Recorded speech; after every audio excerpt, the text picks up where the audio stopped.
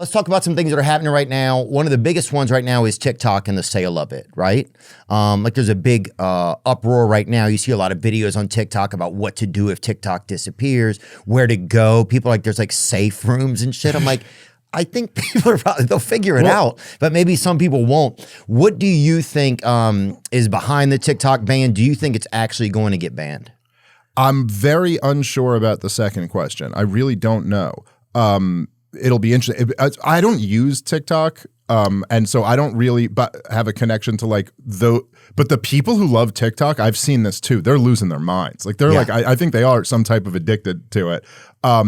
What's behind it is really interesting, and I think that's like it's kind of it's a microcosm of like kind of what's going on in general. But TikTok very quietly to people who are not like on it and not using it, but it became like the main like news source for young people. Yeah. And like in a crazy way that for people our age, if you even think back to like when we were little kids, it's so like, it's hard to even imagine that it's real. It's like, oh, now these young people are connected to information in a way that totally like goes around older people at all. They have nothing to do with it. You know what I mean? Like Nancy Pelosi's sitting there just furious. Like, what is this? No, they don't care about like, they don't even know the people on TV news, you know? No. And so, okay, when I say this, I'm not just like pulling this out of my ass. Like there was like one, it might've been the head of the ADL, but it was someone real high up in the ADL who said this. And what is ADL? The Anti-Defamation League.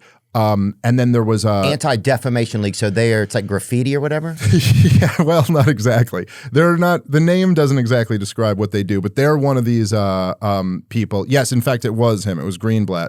CEO of Anti-Defamation League. They're a league that was started by Jewish people, and it was kind of, at least at the beginning, I think was to be whatever, fighting anti-Semitism or exposing this stuff. They've come to be an organization that will really try to go after and ruin anybody who's critical of Israel. Right. I saw they had some issue with Elon. Now I remember maybe a year ago or 8 months ago or something. There was something with him. Maybe that was ADL. Okay. Yeah, it's possible. But so one of the things that they were real upset about was that from October 7th, 23 up until now, TikTok has just been dominated by, you know, anti-Israel, kind of critical of this war. That's where a lot of the young people are seeing all the images of like the Palestinian babies dying and stuff. The kids, like people like begging for food and stuff like that. A lot of like the ICC when they tried to condemn Netanyahu, that was loose on there. It was real information. But yes, that's right. You're saying that it's because, and this, I believe that, one of the main reasons TikTok has been banned is there's a threat of the ban or the force of the sale is because they don't want it to be in the hands of a place where they can't have the other side of the story come out, whether it be about Palestine or about anything. No, the cover story, the reason they claimed at first that they were trying to ban it was because of China. But it really wasn't until the war broke out in Gaza that this pressure kind of started mounting. But the China thing, I mean, I don't know. You know, I remember like Tucker did a whole thing on this back when he still had the show on Fox News, and he was showing the thing where like, I don't know, have you ever seen like the way the algorithm on TikTok works in China compared to the way it works in America? Right. Theirs is more educational and fun. Yeah, the number one trending video for 17-year-olds in China is like a kid playing the violin or something. And then ours is just some chick twerking, you know, like on a sports car or something like that. And then they were like kind of saying like, oh, see, it's China's poisoning our kids' minds. But I always thought, I mean, I don't know what the answer is, but I was, like, isn't it possible that our kids are just poisoning our own minds? Like their algorithm is just showing them this garbage, and their algorithm is showing them this. Because like if I just made a conscious effort to go on Twitter every day and only look up like violin lessons, I'm sure that's what the algorithm would start sending me after a while. So I've always like been suspicious that is like, I think our culture is just messed up, and that's we're our worst enemy at a lot of the same time, because it's like we want certain things, but we're not willing to let go of any comforts or really battle some of our addictive natures, you know? I think some of that's too is just a side effect of capitalism and a side effect of comfort over time and a side effect of like kind of deterioration of our society, you know? Like even if you look at like, I was reading this the other day about pornography, like a lot of the the videos and pornography, someone will be like dad's daughter. When you really think about the fact that that's how they're, you know what I'm saying? It's like there's somebody has a dark goal to tear down like the little things like family, things that matter. You know what I'm saying? Like, so, you know, I was wondering, I remember asking a friend about this, like this was a while ago, but it was 10 years ago or something like that. But it was like when I started noticing that, I was like, what's up with all the porn categories of like family swap and this and that? And a buddy of mine said this to me and I thought, oh man, that kind of makes sense. But he was like, oh, you know what it is he goes, nowadays, like families are so broken up and mishmashed and everyone's from divorces and everything that so many people grew up with like a stepmom and step siblings. So you'd just be a kid and then all of a sudden you got like these new girls who aren't your mother and sister, right. You know what I mean? Like living in your house. And so like that's what led to that, which I don't know if that theory is correct or not. It sounds like that dude. That was kind of, I was like, yeah, either he's a really sick person or you're onto something. That guy sounds like he was building like he was literally using you to build a case for a future indictment he was going to face. But no, it's kind of. He came out with it really quickly too. Like it was. He's like, we just sign this petition right here, Dave. Goes, I'm so glad you asked. I've been dying to talk to someone about this. But I'm trying to tie this. What were we talking about in my mind? Just TikTok and then. But TikTok, yeah, like, we're also part of our own it's like we just keep creating this stuff. But or just ridiculousness. We get addicted to the ridiculousness, but also some of that's part of the freedom of just being in a place where you can make whatever you want. And you have that like freedom of creation kind of to an extent, or freedom of your own creativity. Some places you can't even really be creative in because it's not allowed, but the expressions of certain creativities aren't. And so that's why I really worry a lot. Like with this TikTok ban, I'm like, well, because if news is getting out there, right, about all types of things, it could be like there was also a lot of Barbara O'Neill. Did you see those clips of her? She's a medicine woman, an Australian medicine woman. Okay. But there was a lot of like natural remedy stuff that started to just be put out there. Like I don't know if it was valid or not, but it was like you would see a ton of it. Like so basically. Opposition to all these medicines, all these like prescriptions you need. Like, so I could see certainly how like the powers that be, if they exist, don't want a lot of this type of information out there. Oh yeah. But so do you believe that the TikTok ban, what do you really believe? Or do you think we're still figuring it out? Do you think that our elected officials will let it stay around? Trump seems like he's wishy-washy on it. He does, yes. He seems like he's not exactly clear what, and it's weird because the talk was, initially the talk was like that it was a China thing, and Trump always tried to be the most hawkish on China. But even he does seem like doesn't really seem like he's got strong convictions about getting rid of it. My guess is that TikTok survives. I don't know if I'm right or wrong about that. Frank McCourt and someone else is going to be buying TikTok, they said.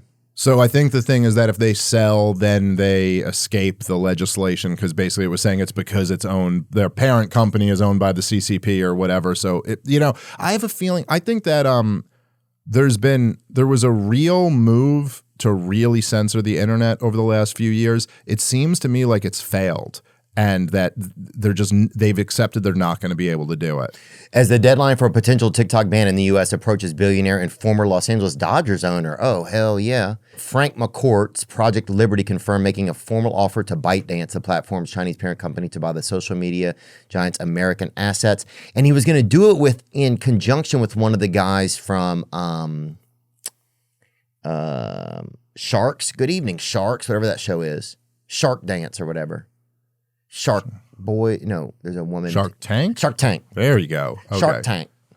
Who was it? Danny or something from Shark Tank? Oh, one of them billionaires was going to throw in? Kevin O'Leary. So him and Kevin O'Leary, I believe, don't quote me on that, was supposed to be... the videos are short on TikTok, right? Isn't that the idea? Some of them now can be longer. Some of them can be... I think 90 seconds is the length on Instagram. Right. TikTok can be a couple minutes now. It's a weird thing how the internet has kind of like very organically grown into almost like long form or 7 seconds. Yeah. Like there's no like middle ground anymore. It's always like, okay, we want to hear a 4-hour conversation or give me 6 seconds of whatever you got, and then we'll do 100,000 of those. Yeah. It is kind of true, huh? TikTok videos can range from 3 seconds to 60 minutes long. Ooh. Depending on how you film or upload the video. But this also could have been from ChatGPT. I don't know where, or from AI, this fact. And so who knows if they're harboring that from years ago and today. Videos or images in TikTok stories can go up to 15 seconds long, but they disappear after 24 hours if you put it in the story. So the way I look at it is kind of like, it's like if you had like, say like a buddy of yours or something was in like just an awful relationship, you know, like just like the chick he's with is like the worst. Oh, it's like you hate her and she's shitty to him and she's so mean to him. She cheats on him. She's just the worst.